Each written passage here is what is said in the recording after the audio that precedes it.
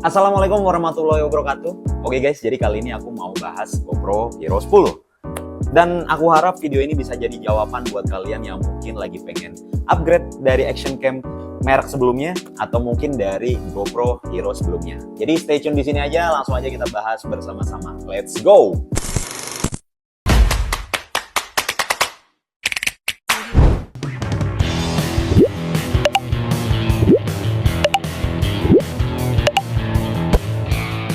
Jadi guys, sebelumnya aku mau cerita sedikit gimana aku bisa dapetin GoPro Hero 10 ini. Jadi sebelumnya itu aku dapat GoPro ini dari Facebook Marketplace dan menurutku harganya tuh masih reasonable banget ya dan masih oke lah untuk dibeli di tahun 2025 ini. Dengan fitur yang masih cukup oke dan dibanding dengan aku harus beli GoPro Hero 13, jadi menurutku masih worth it lah ya untuk dibeli di tahun 2025 dan masih cukup mumpuni. Sebelumnya disclaimer dulu bahwasanya aku di sini bukanlah seorang experter di dunia teknologi atau di dunia perkameraan. Jadi kalau mungkin ada salah-salah kata atau salah-salah ucapan bisa kalian koreksi di kolom komen ya guys ya. Oke? Walaupun GoPro Hero 10 sendiri bisa dibilang sudah so last year ya, alias sudah rilis 3 tahun yang lalu. Tapi poinnya di sini aku mau ngasih gambaran secara umum. Apakah masih worth it beli GoPro Hero 10 di tahun 2025? Di sini kalian pasti paham kalau penggunaan action cam itu pasti mostly kebanyakan penggunaannya itu untuk aktivitas outdoor atau biasanya untuk kegiatan-kegiatan sport lah ya, atau yang gerakannya itu banyak shakingnya. Makanya hadirlah si action cam ini. Dengan penggunaan di outdoor, maka otomatis cahayanya bakalan terang banget ya. Dan hasilnya pun bakal jauh lebih maksimal kalau kita gunain di outdoor dan pencahayaannya cukup. Semakin kesini kualitas GoPro juga semakin bagus ya. Dan jadi buat kalian yang lagi pengen nyari kamera kecil, yang mau dipakai buat daily vlog mungkin, ataupun untuk kegiatan sosmed ya, keperluan sosmed, ini udah cukup banget sih menurutku. Dari mulai video hingga fotonya, itu udah oke banget lah. Nah, sekarang kita akan bahas apa saja sih yang keren dari GoPro Hero 10 ini. Secara singkat, aku akan kasih tahu ada 4 hal yang menarik banget dari GoPro Hero 10 ini. Yang pertama, prosesornya udah jauh lebih bagus menggunakan GP2. Jadi untuk mengoperasikan si kamera ini jauh lebih smooth dan responsif pastinya. Dan yang berikutnya adalah fitur Hyper Smooth 4.0.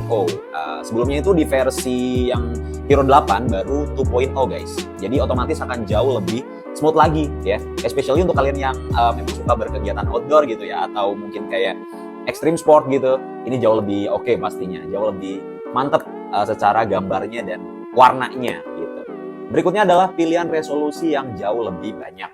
Dalam artian kayak sekarang ini udah bisa sampai 5.3K 60 fps dan 4K-nya sendiri udah bisa up to 120 fps guys. Oh yes, jadi kali ini aku lagi mencoba pakai resolusi yang 4K dan menggunakan 120 fps. Langsung aja kita coba pakai yang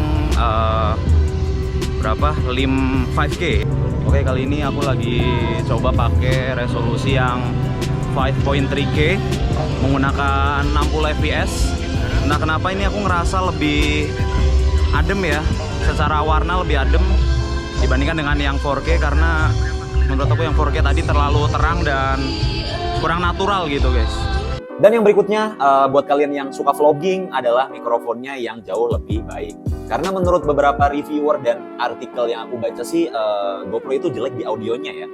Tapi untuk sekarang katanya sudah better lah ya, udah cukup oke. Oke guys, ini gue lagi coba tes suara di dalam mobil yang ruangan kedap gitu ya. Apakah ini kedengaran oke, clean atau gimana? Mari kita buktikan. Oke, kali ini aku lagi mencoba audionya. Apakah quite better di kondisi suara yang cukup rame gini, karena di sana ada kayak semacam panggung hiburan gitu dan audionya cukup ini ya, berisik banget. Jadi aku kurang tahu ini apakah bakalan ketangkep atau enggak di kamera. Dan ini sebenarnya di belakang sana tuh ada kayak panggung hiburan gitu, jadi harusnya sih lumayan noise ya, harusnya lumayan noise dan berisik. Ini aku pakai lensa yang wide ya, jadi agak nge-wide banget dan luas banget ya.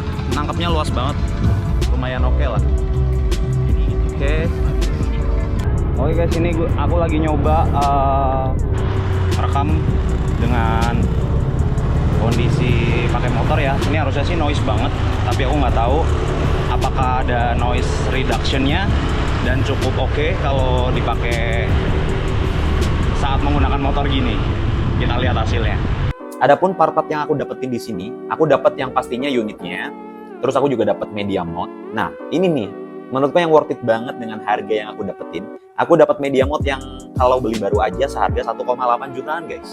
Untuk media mode-nya doang ya, itu seharga 1,8 juta. Jadi aku dapetin ini dengan harga yang cukup worth it ya.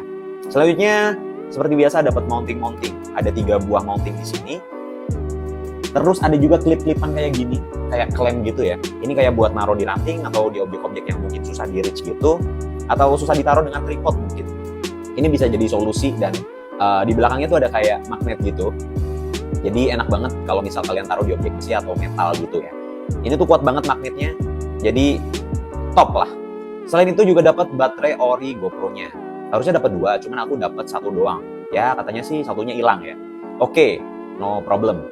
Dan di sini aku juga dapat mini tripodnya. Selanjutnya di sini juga ada kabel USB dan hard case-nya. Selain itu juga aku beli part-part tambahan kayak mounting ini yang bisa dipakai buat naruh si mod-nya ya. Media Pro-nya ini ya. Media Pro, sorry guys. Media mod-nya maksudnya. Ya, ada juga ini charger eksternalnya. Ya, charger eksternal 2 slot dan ada juga di sini soft case-nya. Aku beli soft case-nya part OM ya. Ini dari merek Kingma. Oke guys, berhubung HP aku mati, jadi aku tag video ini di hari berikutnya. Jadi kesimpulannya adalah, apakah GoPro Hero 10 masih layak untuk dipakai di tahun 2025? Pilihan itu balik lagi ke kalian masing-masing guys. Mungkin cukup sekian dulu video kali ini. Jangan lupa like, comment, dan subscribe. See you on the next video. Terima kasih banyak guys. Bye-bye.